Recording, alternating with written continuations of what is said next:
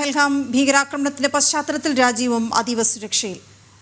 ഡൽഹി, മുംബൈ, ജയ്പൂർ, അമൃത്സർ തുടങ്ങിയ പ്രധാന നഗരങ്ങളിൽ ജാഗ്രതാ നിർദ്ദേശം പുറപ്പെടുവിച്ചു. ജനങ്ങൾക്ക് നേരെയുണ്ടായ ആക്രമണത്തിന് പിന്നാലെ തീർത്ഥാടന കേന്ദ്രങ്ങളിലും വിനോദസഞ്ചാര കേന്ദ്രങ്ങളിലും സുരക്ഷ വർദ്ധിപ്പിച്ചു.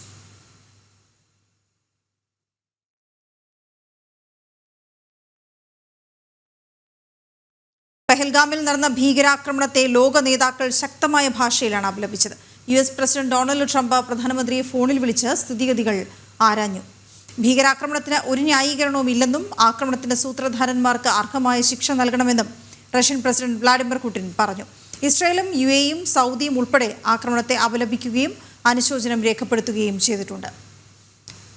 ഐസൺ ജോസ് ചേരുന്നു വിവരങ്ങളുമായി. ഐസൺ, ശക്തമായി അപലപിച്ച് ലോക നേതാക്കളെല്ലാം രംഗത്തെത്തിയിട്ടുണ്ട്.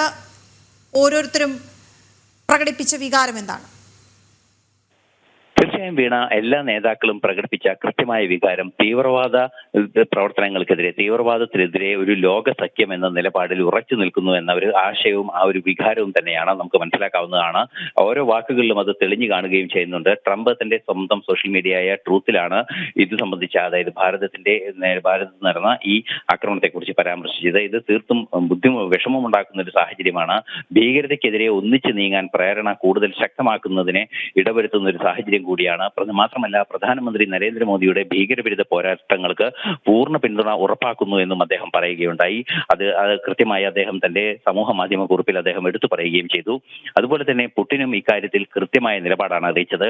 ഈ ഭീകരാക്രമണത്തിൽ കൊല്ലപ്പെട്ട മനുഷ്യരോടും എല്ലാവരോടും ചേർന്ന് നിൽക്കുന്നു, മാത്രമല്ല അവർക്ക് എല്ലാ അനുശോചനങ്ങളും അവരുടെ കുടുംബാംഗങ്ങളെ അറിയിക്കുന്നു എന്ന് പറഞ്ഞതിന് ശേഷം തീർച്ചയായും ഭീകരവിരുദ്ധ നിലപാടുകൾ ഭാരതവും റഷ്യയും തമ്മിലുള്ള സഹകരണം ശക്തമാക്കുന്നതിനുള്ള ഒരു കാരണം അല്ലെങ്കിൽ ഒരു സാഹചര്യം വീണ്ടും ഊന്നിപ്പറയുന്ന ഒരു സംഭവമാണിത്. അതുകൊണ്ട് തന്നെ ഭീകരവിരുദ്ധ സഖ്യത്തിനെ പൂർണ്ണ പിന്തുണ ഭാരതവും റഷ്യയുമായി ഉണ്ടാകുമെന്നുള്ള വീണ്ടുമുള്ളൊരു വാഗ്ദാനം കൂടി അദ്ദേഹത്തിന്റെ ഭാഗത്തു നിന്നുണ്ടാകുന്നു. തീർച്ചയായും അത്തരത്തിലുള്ളൊരു നീക്കം തന്നെ, അത്തരത്തിലൊരു നിലപാട് തന്നെയാണ് ബെഞ്ചമിൻ നെതന്യാഹു, ഇസ്രായേൽ പ്രധാനമന്ത്രിയുടെ ഭാഗത്തു നിന്നും ഉണ്ടായിരിക്കുന്നത്. ബെഞ്ചമിൻ നെതന്യാഹുവും ഇത്തരത്തിൽ ഭീകരവിരുദ്ധ നീക്കങ്ങൾക്ക് ഭാരതത്തിന് പിന്തുണ അറിയിക്കുന്നതോടൊപ്പം കൊല്ലപ്പെട്ടവർക്ക്,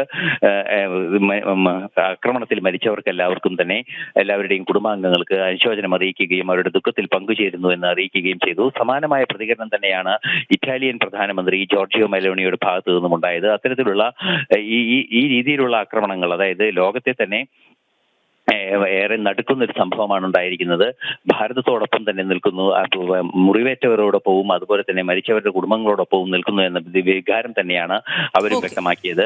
അത്തരത്തിൽ നിരവധി പേർ ഇത്തരത്തിലുള്ള അനുശോചനങ്ങളും അതുപോലെ തന്നെ പിന്തുണയും അറിയിച്ചുകൊണ്ടാണ് സന്ദേശങ്ങൾ പ്രവഹിക്കുന്നത്.